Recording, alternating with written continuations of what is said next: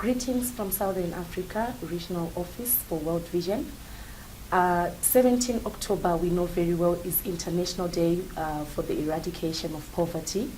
And with me today, it is the Senior Director of Operations, Jean-Claude Mokadi, to speak to us about this important day in our global calendar. The theme for this year is Leave No One Behind. What does it mean for World Vision?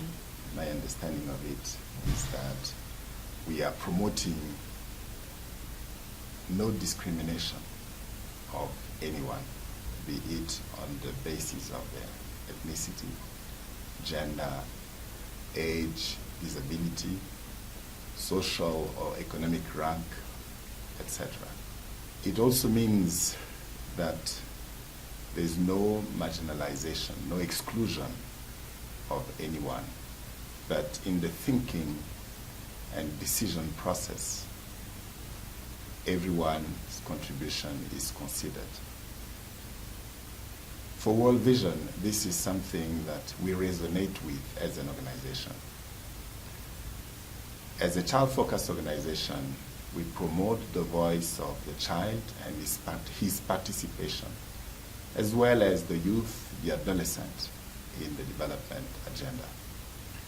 We also promote the partnering and engagement of key stakeholders within the society, which include the entire civil society, NGOs, the church, UN agencies, the local government, community members that are going to be impacted by our actions. And when we look at the community member, we make sure that gender is represented. Those that are marginalized, they have a voice as well. So it is a theme that resonates with what World Vision does. And how exactly has World Vision been working with people who are affected by extreme poverty in communities? Let me use one example of what World Vision does, and I will refer to my own experience visiting one of our national offices in Zimbabwe, where we are implementing a model that we are calling Greenfields. What World Vision does is to play a role of a facilitator of key processes. So the community is actually in charge. They are in charge of making sure that these processes are happening. We contribute with knowledge, we contribute with the understanding of key processes, but they take ownership and charge of those processes such as assessments, design, implementation, monitoring, and even prioritization of their needs.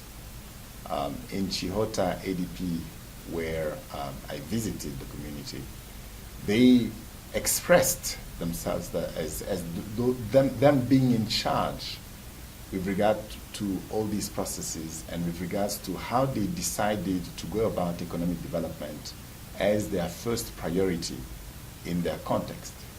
They looked back at what their context present. They are able to do agriculture. They are able to produce vegetables that can be sold throughout the country. So they decided that economic development was going to be their first priority. They went further to engage with the private sector so that they could create a strong value chain that would allow them to produce and to sell their products on the market and make income. That's an example of how World Vision has approached participation. Thank you.